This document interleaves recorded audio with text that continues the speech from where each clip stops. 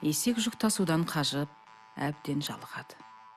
Бір күні ол жолдасы түйеге келіп: «Әй түйе, күні бойы жүк көтеріп жон терімнің тамтығы қалмады. Жүр, қожамыздан қашып кетейік те, өз еркімізше өмір сүріп, ойымызға келгенін істейік» депті. Түйе сәл үнсіздіктен кейін: «Шынында да, қожамыз қатыгез, бізді көп жұмсайды. Күтіміміз жаман-ақ. Одан құтылсақ, мен де қуанар едім. Бірақ қалай қашамыз?» Есектің жауабы дайын еді. Ол: «Сен қам жеме, маған сен. Ертең қожамыз бізге тұз артып қалаға барады. Бастапқыда біз айдағанына көніп, тыныш жүреміз.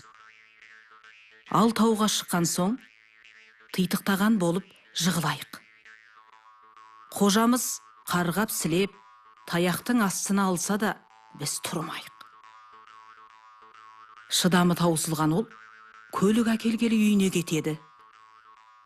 Сол кезде қайда қашсаң да өз еркің өзіңде, тек қана аяғың шыдаса болғаны дейді.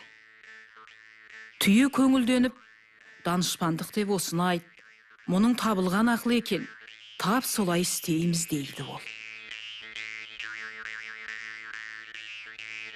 Қожайын ерте тұрып, түйе мен есекке қап-қап тұз артып, жолға шығады.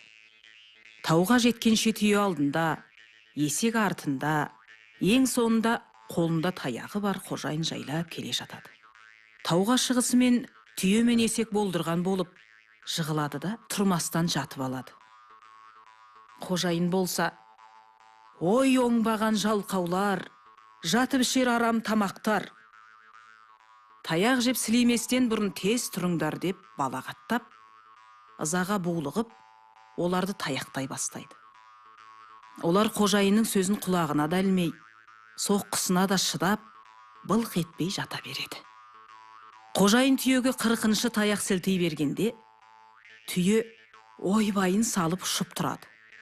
Ал есекке 60 таяқ дүре соқса да, ол орнынан тапжылмай жата береді. Есектің көп ұзамай өлетін түрі бар деп, жануар иесі есектің жүгін түйеге артып, жолын жалғастырады.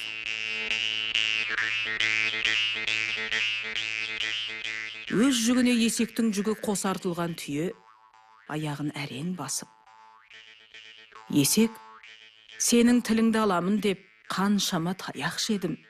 Оның үстіне 2 есе жүк көтеріп келемін» деп есекті қарғаумен болады. Түйе мен қожасы қырдан асып, қарасы үзілгеннен кейін, есек орнынан атып тұрып, бет алды қаша жөнеледі. Есек сол қашқаннан 3 күн қашады. 3 таудан, 3 жазықтан асады. Ақырында Тентек өзенінің жағасындағы тоғайлы алаңға жетеді. Есек осы жерде мекендеп қалады. Бұл тоғай көптен бері бір жолбарыстың меншігінде еді.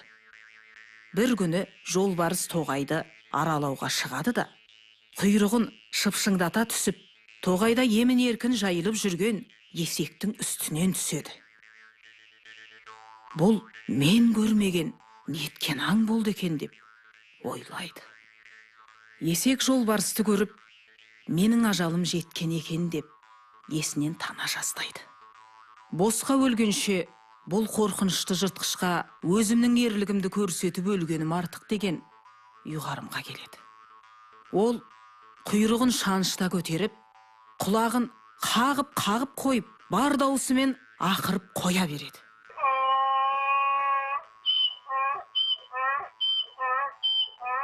Жолбарыс қорыққаннан көзі бұлдырап, артына бұрылып қарауға да мұршасы келмей, бар дәрменімен қаша жөнеледі. Жортып келе жатқан оған жолда қасқыр кездесіп: «Мұнша кімнен қорықтыңыз әміршім?» депті.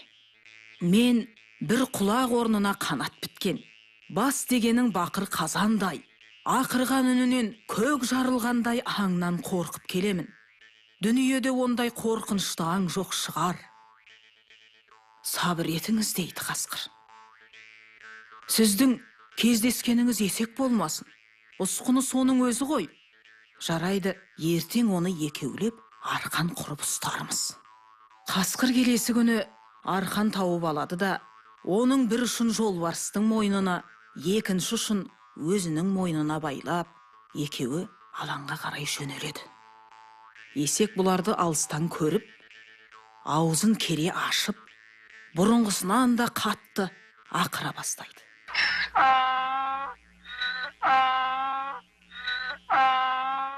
Жолбарыс қасқырға айғайлап: жарқыным, сен мына сұмырайға мені жем қылғалы әкеле жатқаның белгілі болды деп, бар пәрменімен жұлқына жөнелгенде, қасқырдың басы шолынып кетіпті.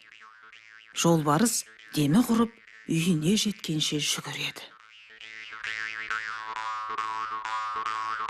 Сол кезде оған сауысқан ұшып келіпті. Ол шықылықтап, секелектеп, жолбарыстан болған уақиғаның жай күйін түгел сұрап біліпті. Сонан сол: сабыр ете тұрыңыз, мен алаңға барып қандай жыртқыш екенін, не істеп жүргенін барлап қайтайын деп, сауысқан тоғай алаңына ұшып кетеді.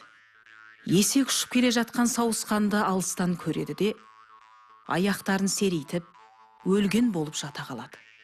Сауысқан тіп-тіке есектің үстіне шүйіліп түседі де, жолбарысқа керемет жыртқышты өзім өлтірдім деп айтудың сылтауын іздей бастайды. Осы кезде жерде жатқан бидайдың бір түйір дәнін көреді. Оны шұқығалы тұмсығын соза бергенде, есек сауысқанды тірсегімен қысып қалады. Құйрығымен сабалап, сауысқанның түте-түтесін шығарады. Әбден дәрмені кеткен сауысқанды теуіп жібереді. Содан сауысқан үхілеп, ақылап, бір жан бастап ұшып, кері қайтыпты.